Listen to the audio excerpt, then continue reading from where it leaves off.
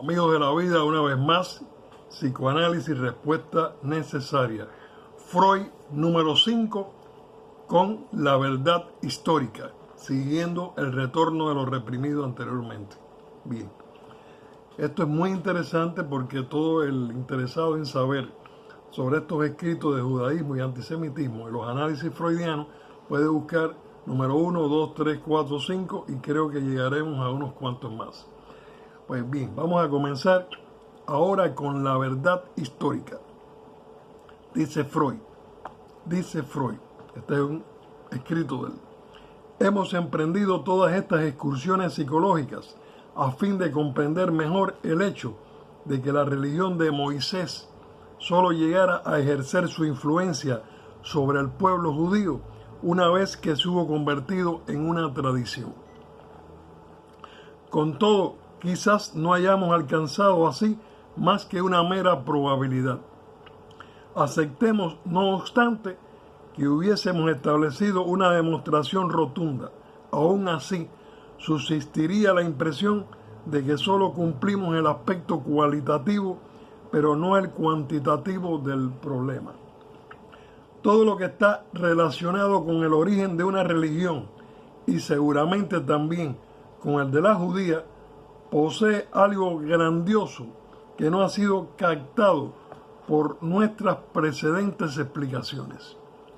Tendría que intervenir aún otro factor que tuviese pocas analogías y ningún símil, algo único y de la misma magnitud que su producto, que la propia religión. Tratemos de abordar el asunto desde el lado opuesto. Comprendemos que el hombre primitivo necesite un Dios como creador del universo, como cabeza de la tribu y como tutelar personal. Este Dios es situado allende los padres muertos, de quienes la tradición todavía tiene algo que decir. El hombre de épocas más recientes, el de nuestros días, se conduce de idéntica manera. También él, aun como adulto, sigue siendo infantil y necesitado de protección. Considera imposible prescindir del apoyo prestado por su Dios.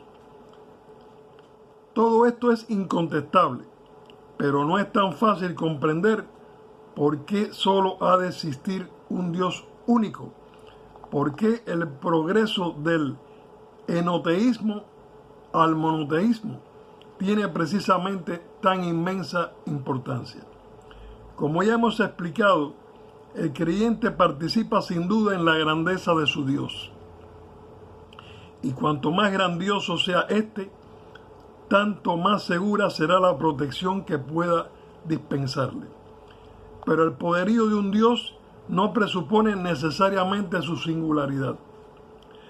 Muchos pueblos solo lograron magnificar a su Dios supremo, haciéndole dominar a otras divinidades subordinadas, y no consideraban que su grandeza fuera menoscabada por el hecho de que existieran otros dioses junto a él.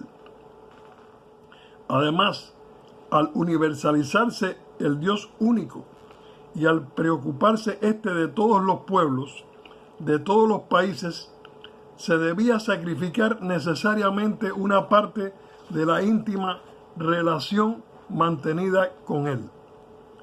En cierto modo, tornábase necesario compartir un Dios con los extranjeros, compensándose por ello con la reserva de creerse el hijo predilecto.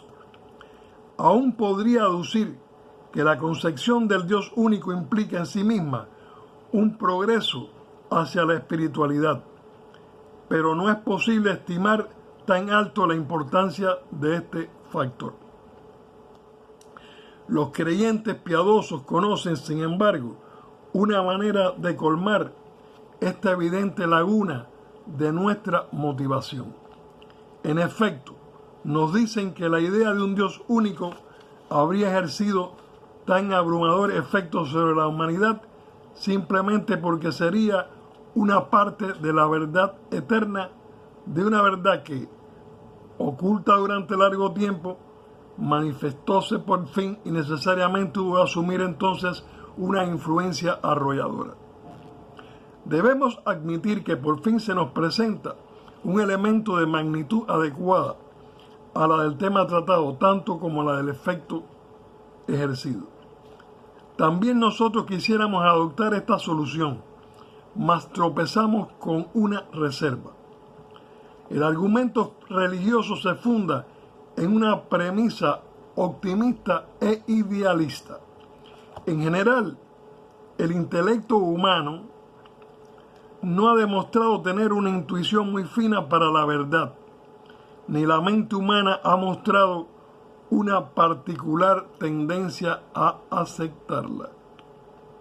Más bien, por el contrario, hemos comprobado siempre que nuestro intelecto yerra muy fácilmente sin que lo sospechemos siquiera, y que nada es creído con tal facilidad como lo que, sin consideración alguna por la verdad, viene al encuentro de nuestras ilusiones y de nuestros deseos. Creo que hay que subrayar y repetir ese párrafo. Dice, más bien por el contrario, hemos comprobado siempre que nuestro intelecto yerra muy fácilmente. Por eso es que vale la pena trabajar con Freud, porque es verdaderamente alguien dispuesto a poner sobre la mesa cosas que a través de los siglos y sobre todo en el mundo de hoy nosotros podemos verdaderamente entender su grandeza. Repito, más bien por el contrario, hemos comprobado siempre que nuestro intelecto yerra muy fácilmente, sin que lo sospechemos siquiera, y que nada es creído con tal facilidad como lo que sin consideración alguna por la verdad viene al encuentro de nuestras ilusiones y de nuestros deseos. He aquí por qué debemos restringir nuestra admisión del argumento religioso. También nosotros creemos que éste contiene la verdad, pero no la verdad material, sino la histórica. Además, nos reservamos el derecho de corregir cierta distorsión que esta verdad sufrió en el curso de su retorno. En efecto, no creemos que exista hoy un Dios único y grande, sino que en tiempos protohistóricos existió un único personaje que a la sazón debió parecer supremo y que, exaltando a la categoría divina, retornó luego en la memoria de los seres humanos. Hemos aceptado que la religión de Moisés fue primero rechazada y parcialmente olvidada, pero que más tarde irrumpió nuevamente en el pueblo bajo la forma de una tradición. Ahora suponemos que este proceso habría sido ya entonces la repetición de uno anterior. Cuando Moisés impartió a su pueblo la idea de un Dios único, no le traía nada nuevo, sino algo que significaba la reanimación de una vivencia perteneciente a los tiempos primordiales de la familia humana, una vivencia que largo tiempo atrás habíase extinguido en el recuerdo consciente de los hombres. Pero esa vivencia había sido tan importante, había producido, o al menos preparado, transformaciones tan decisivas en la vida humana, que es forzoso creer que haya dejado en el alma del hombre alguna traza permanente, algo comparable a una tradición. Los psicoanálisis individuales, dice Freud, nos han enseñado que las primeras impresiones recibidas por el niño a una edad en que apenas tiene la capacidad del habla se manifiestan alguna vez a través de efectos de carácter obsesivo, sin que ellas mismas lleguen a ser conscientemente recordadas. Creemos que idénticas condiciones deben regir para las primeras experiencias de la humanidad. Uno de aquellos efectos sería la emergencia de la noción de un gran Dios único que cabe aceptar como un recuerdo deformado, pero un recuerdo al fin. Dicha noción tiene carácter compulsivo, simplemente debe ser creída. En la medida en que alcanza su deformación, cabe designarla como delirio. En la medida en que alberga el retorno de lo reprimido, debe considerarla como verdad. También el delirio psiquiátrico aloja una partícula de verdad y la convicción del enfermo se expande desde esta verdad hacia toda la envoltura delirante. Cuanto expongo en las páginas siguientes hasta finalizar este estudio es una repetición escasamente alterada de la primera parte. En 1912, en mi obra Tótem y Tabú, traté de reconstruir la situación arcaica de la cual emanaron tales efectos. Recurrí con ese fin a ciertas reflexiones teóricas de Charles Darwin, de Atkinson y especialmente de W. Robertson Smith, combinándolas con hallazgos y sugerencias de la práctica psicoanalítica. De Darwin tomé la hipótesis de que el hombre vivió originalmente en pequeñas hordas, cada una dominada brutalmente por un macho de cierta edad que apropiaba a todas las hembras y castigaba o mataba a todos los machos jóvenes, incluso a sus propios hijos. De Atkinson procede la segunda parte de esta descripción. Dicho sistema patriarcal tocó a su fin en una rebelión de los hijos que se aliaron contra el padre, lo dominaron y devoraron su cuerpo en común. Siguiendo la teoría totémica de Robertson Smith, admití que la horda paterna cedió luego el lugar al clan fraterno totemístico.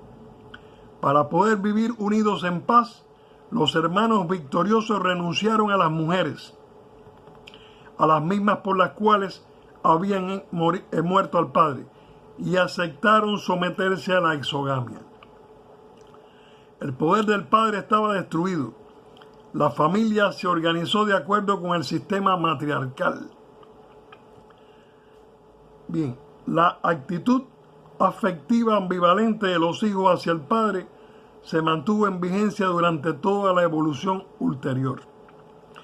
En lugar del padre se erigió a determinado animal como tótem, aceptándolo como antecesor colectivo y como genio tutelar. Nadie podía dañarlo o matarlo, pero una vez en el año toda la comunidad masculina se reunía en un banquete en el que el tótem, hasta entonces reverenciado, era despedazado y comido en común. A nadie se le permitía abstenerse de este banquete que representaba la repetición solemne del parricidio, origen del orden social, de las leyes morales y de la religión. Muchos autores, antes que yo, advirtieron la notable correspondencia entre el banquete totémico de Robertson Smith y la comunión cristiana. Aún hoy sigo manteniendo esta construcción teórica. Repetidamente se me han hecho violentos reproches por no haber modificado mis opiniones en ediciones ulteriores de la citada obra, ya que los etnólogos más recientes han descartado sin excepción las concepciones de Robertson Smith, reemplazándolas por otras teorías totalmente distintas. Puedo replicar que conozco a la perfección estos presuntos adelantos, pero no estoy convencido de su exactitud ni de los errores de Robertson Smith. Una contradicción no siempre significa una refutación. Una nueva teoría no denota necesariamente un progreso. Pero ante todo, yo no soy etnólogo, sino psicoanalista. Tengo el derecho de tomar de la literatura etnológica cuanto pueda aplicar a la labor analítica. Los trabajos del genial Robertson Smith me han proveído de valiosos puntos de contacto con el material psicológico del análisis y sugerencias para su aplicación. No podría decir lo mismo de los estudios de sus opositores. Bien, amigos de la vida, hasta aquí. Bien, con Freud número 5, con este interesante artículo escrito por Freud en estudios sobre el judaísmo y el antisemitismo. Para la próxima tendremos el desarrollo histórico y es muy interesante conocer toda esta, pudiéramos decir, manera de presentar Freud tan profunda, de buscar de todas partes para ver cómo se puede de verdad construir una teoría desde el punto de vista serio que no sea sencillamente el mundo de las ilusiones, de las fantasías, de las alucinaciones, sino el mundo de la mente, la psicología, el corazón, la vivencia del alma y el cuerpo humano. Pronto en el número 6.